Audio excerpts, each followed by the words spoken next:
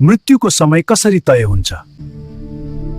मित्रहरू, जब कुनै आत्माले यस पृथ्वीमा जन्म लिन्छ, त्यही क्षण उसको जीवनको समय सीमा पनि तय भइसकेको हुन्छ। कहिले जन्मने, कति बाँच्ने, कुन कुन मानिससँग कहिले भेट हुने अनि मृत्यु कहिले हुने, यी सबै कुरा ईश्वरले पहिल्यै लेखिसक्नु भएको हुन्छ।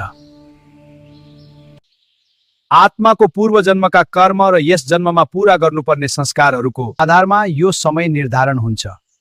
मित्रहरू, कहिलेकाहीँ कुनै सानो बच्चाको अकालमै मृत्यु हुने अनि कुनै मानिस अचानक ज्ञान गुमाउने, त्यो पनि पहिले नै तय भएको हुन्छ। हामीलाई लाग्छ यो त अचानक भयो, तर ईश्वरको लेखामा केही पनि अचानक हुँदैन। हरेक आत्मा यस धरतीमा एउटा उद्देश्य लिएर आउँछ, केही अधुरा कर्म पूरा गर्न, पुराना कर्मको फल भोग्न। जब त्यो उद्देश्य पूरा हुन्छ, आत्मालाई यस शरीरबाट मुक्ति मिल्छ। यही मुक्तिलाई हामी मृत्यु भन्छौँ।